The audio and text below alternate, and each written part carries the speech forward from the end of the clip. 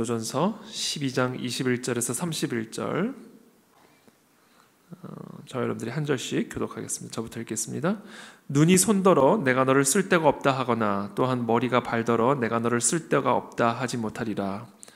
그뿐 아니라 더 약하게 보이는 몸의 지체가 도리어 욕이 나고 우리가 몸에 덜 귀히 여기는 그것들을 더욱 귀한 것들로 입혀주며 우리의 아름답지 못한 지체는 더욱 아름다운 것을 얻느니라. 그런즉 우리의 아름다운 지체는 그럴 필요가 없느니라.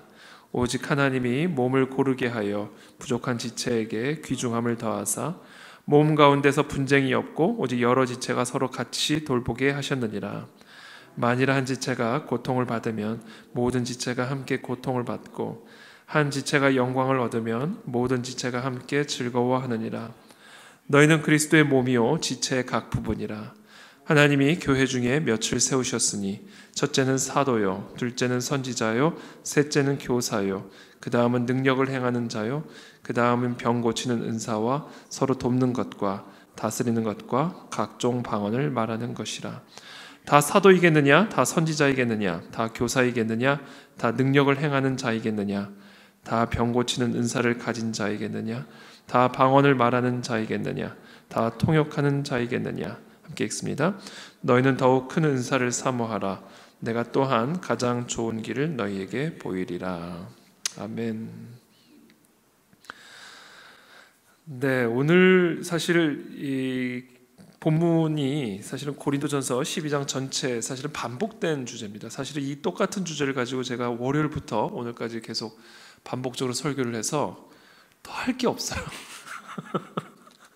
또 할 내용이 없습니다. 근데 제가 오늘 기도하는 가운데 결국 오늘 이 그리스도의 몸된 이 지체에 대한 메시지는 결국은 교회론에 대한 이야기다라는 거죠. 교회론. 그래서 사실 교회에 대해서 성경은 사실 이 교회가 무엇인지를 설명해 주기 위해서 몇 가지 비유를 사용합니다. 그 중에 대표적인 것이 성전 또는 건물이죠. 건물. 에베소서 2장 20절에 보면 교회가 사도들과 선지자들의 터 위에 세워져 있다 이렇게 말을 하죠. 사도들과 선지자들의 터, 사도들과 선지자들을 통해서 선포된 그 하나님의 말씀 토대 위에 교회가 세워졌다라는 겁니다. 그래서 성전 또는 건물의 비유를 합니다. 또 다른 비유가 있는데 그 또 다른 비유가 오늘 이 고린도전서에 나오는 몸에 대한 비유입니다. 로마서 12장 4절 5절에서도 반복적으로 나오는 이야기인데요. 로마서에는 이렇게 되어 있습니다. 우리가 한 몸에 많은 지체를 가졌으나 모든 지체가 같은 기능을 가진 것이 아니니 이와 같이 우리가 많은 사람이 그리스도 안에서 한 몸이 되어 서로 지체가 되었느니라. 고린도전서에도 사도 바울은 똑같은 이 몸의 비유를 통해서 그리스도의 몸된 교회를 설명을 하죠. 이 몸이든 건물이든 공통적인 특징이 있습니다. 사실 이 교회에 대한 비유로 이 몸과 건물을 사용을 하는데 이 몸과 건물의 비유를 통해서 설명하고자 하는 교회의 가장 중요한 특징이 있어요. 반석 위에 세워진 건물, 머리에 붙은 몸이라는 것이죠. 그리스도라는 반석 위에 다양한 벽돌들이 연결이 되어 결합되어 한 건물을 이루는 것과 같이 그리스도라는 한 분을 머리로 모시고 다양한 지체들이 한 몸을 이루고 있는 교회. 그래서 이것을 바꾸어서 설명하면 이겁니다. 교회란 그리스도 안에서 이루어진 다양한 지체들의 연합체입니다. 그리스도로 연결되어 있는, 그리스도를 머리로 모시는 또는 그리스도를 반석으로 둔 다양한 지체들, 사람들의 연합 공동체, 이것이 교회라는 것이죠. 그래서 교회는 아주 중요한 특징 세 가지가 있습니다. 첫 번째, 우리 모두가 반드시 그리스도께 붙어 있어야 됩니다. 우리가 아무리 교회 건물 성전 안에 들어와 있어도 우리 각자가 그리스도께 견고하게 붙어 있지 않으면 우리는 그리스도의 몸된 교회가 될 수가 없습니다. 교회는 그리스도에게 붙어 있는 몸입니다. 그래서 교회란 그리스도께 붙어 있어야 된다. 그래야 교회가 될 수가 있는 겁니다. 마른 뼈와 같은 우리 각 지체들이 머리 대신 그리스도와 연결이 되고 연합이 되어질 때 우리 가운데 다양한 은사들이 나타나기 시작하고 서로의 기능을 감당하면서 몸으로 세워지는 것이죠. 이 머리 대신 그리스도에게 붙어 있는 것, 이것이 교회의 생명입니다. 머리로부터 떨어져 있는 그 순간 우리는 죽은 지체가 되는 거죠. 교회로서의 기능을 상실하게 되는 것이고 교회로서의 생명력을 상실하게 되는 겁니다. 여러분 꼭 기억하십시오. 우리가 그리스도의 몸된 교회라면 우리는 반드시 언제나 그리스도에게 붙어 있어야 된다. 우리의 모든 기쁨, 평강, 능력, 생명, 이 모든 것은 우리의 머리 대신 그리스도로부터 흘러나오는 것이기 때문에 우리 몸된 교회는 반드시 그리스도에게 붙어 있어야 된다. 자, 그리스도의 몸된 교회가 그리스도에게 붙어 있는 행위, 그것을 일컬어 기도입니다.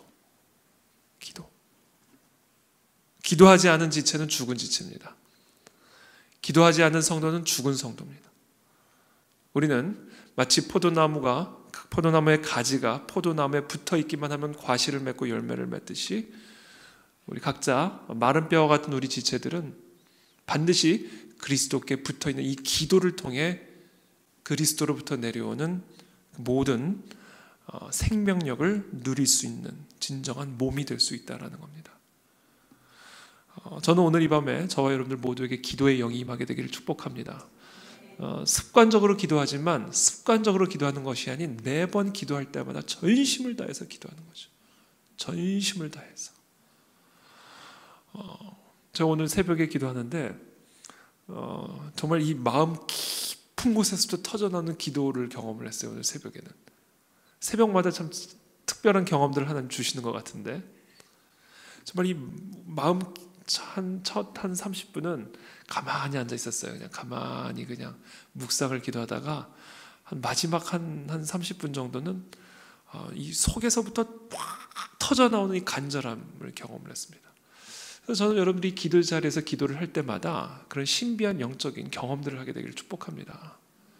그게 기도예요, 기도. 그게 기도입니다. 바리새인과 같은 중언부언하는 그런 기도가 아니라 정말 머리 대신 그리스도께 완전히 연합이 되어서 그 안에서 느끼는 이 신비한 영적 체험들, 우리가 새로워지는 그런 영적 경험들, 그것들이 이 교회를 세우고 살리는 겁니다. 저는 오늘 이 밤에도 그와 같은 기도의 능력을 경험하게 되기를 축복합니다. 오늘 식사를 하는데 우리 저녁 식사를 하는데 오늘 권사님이 맛있는 저녁 식사 사주셨거든요. 근데 그 월요일 새벽 기도에 쉬면 좋겠다는 말씀을 하시는 거예요. 그래서 좀 되게 고민하고 있습니다 지금. 월요일 새벽 기도를 쉬어야 되나 고민인데 모르겠어요. 하여튼 하는 데까지는 좀 해보려고 그래요. 하는 데까지는. 제가 저는 안 빠지는 것에 대해서 특별한 그런 어떤 죄책감을 느끼는 사람은 아닙니다. 빠질 수 얼마든지 빠질 수도 있고 그런 건데 그 패턴이 참 중요한 것 같아요. 흐름이. 제가 화요일 새벽 기도가 어려워요. 왜냐하면 월요일에 푹 쉬니까 화요일이 어려워요. 이상하게 화요일 새벽 기도가 어려워요. 오히려 월요일은 괜찮습니다. 근데 화요일 날 쉴까요? 그러니까 이게 휴일이 그래서 안 좋은 거예요. 휴가 가는 거 있잖아요. 요새 이렇게 휴가들이 많잖아요. 이게 영적 흐름들을 깨요, 사실은. 그래서 이렇게 몸을 쉬는 것 같지만 그게 사실은 영적 흐름들을 깨고 방해를 합니다, 사실은. 그래서 사실은 좀 고민이 되고 있는데 여러분 쉬고 싶으시면 쉬세요. 근데 하여튼 저도 고민 중에 있습니다. 하여튼 중요한 것은 우리가 교회라면 그리스도에게 붙어 있어야 된다. 여러분 그리스도로부터 떨어지는 것이 쉬는 게 되면 안 되는 거죠. 그렇잖아요. 그리스도로부터 분리되는 게 우리가 쉼을 누리는 거가 되면 안 되는 거죠. 물론 하루 쉰다고 그게 떨어지는 걸 의미하는 건 아니지만 우리가 그런 영적인 흐름과 패턴이 있다는 것을 우리가 좀 인식을 할 필요는 있습니다. 두 번째 이 그리스도의 몸된 교회의 특징이 있는데 아주 중요한 두 번째 특징이 있는데 교회는 서로 돌보는 공동체입니다. 첫 번째는 우리가 머리에게 연결이 되어 있죠. 그 다음에는 서로 지체들이 연결이 되어 있습니다. 고린도전서 12장 25절부터 제가 한번 읽어드리겠습니다. 몸 가운데서 분쟁이 없고 오직 여러 지체가 서로 같이 돌보게 하셨느니라. 만일 한 지체가 고통을 받으면 모든 지체가 함께 고통을 받고 한 지체가 영광을 얻으면 모든 지체가 함께 즐거워하느니라. 너희는 그리스도의 몸이요 지체의 각 부분이라. 우리 지체는요 각자가 그리스도와 연결이 되어 있을 뿐 아니라 각 지체가 그리스도께 연결됨과 동시에 우리가 서로 연결이 되어 있기 때문에 우리는 서로 지체 간에 연결이 되어 있음을 기억하고 서로 돌보고 분쟁이 없도록, 그래서 한 지체가 고통을 받으면 나도 고통을 받는 것처럼, 한 지체가 영광을 받으면 나도 영광을 받는 것처럼 우리가 한 몸이라는 이 공동체 의식, 지체 의식이죠. 이 지체 의식이 있어야 된다라는 거죠. 21절에 보면 눈이 손더러 내가 너를 쓸데없다 하거나 또한 머리가 발더러 내가 너를 쓸데가 없다 하지 못하리라. 이건 참 어리석은 얘기죠. 눈이 손보고 내가 너 쓸데없다 그러면요 이런 거예요. 맛있는 걸 보고도 손이 없어서 먹지를 못하는 거죠. 그렇죠? 머리가 발더러 내가 너를 쓸데가 없다. 머리에서 뛰라는 명령이 와도 뛸 수 있는 발이 없는 거예요. 그러니까 머리가 무용지물이 되는 것이고 눈이 무용지물이 되는, 있나 마나 한 게 되는 겁니다. 보면 뭐합니까? 집어 먹을 수 있어야지. 뛰라고 명령을 하면 뭐예요? 뛸 수 있는 발이 없는데. 그러니까 눈이 손더러 너 참 쓸모없다라고 말을 하는 건 참 어리석은 거야. 자기 자신이 쓸모없어지는 행위입니다. 나는 네가 필요 없어. 우리는 당신이 필요 없어라고 얘기하는 그 순간 내가 필요 없는 존재가 되어버리는 거예요. 이게 지체입니다. 지체.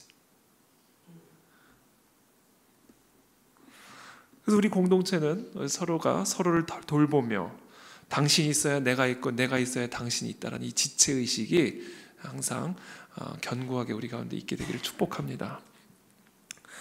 마지막으로 세 번째, 오늘 좀 핵심적으로 이야기하고 싶은 부분인데요.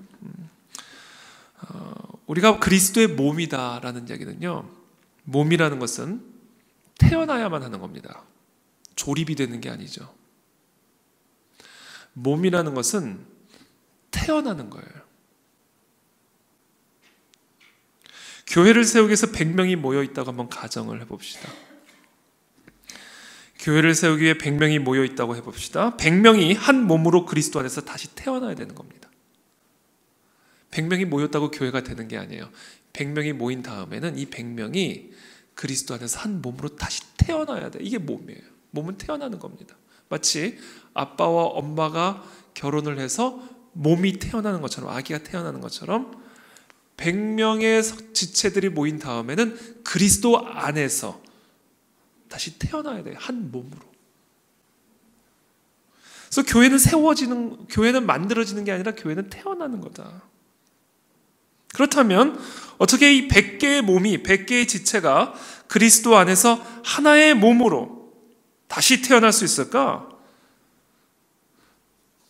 어저께 말씀이죠. 고린도전서 12장 13절 말씀. 한번 다 같이 한번 읽어볼까요? 고린도전서 12장 13절 말씀 한번 다 같이 읽어보겠습니다. 시작. 우리가 유대인이나 헬라인이나 종이나 자유인이나 다 한 성령으로 세례를 받아 한 몸이 되었고 또 다 한 성령을 마시게 하셨느니라.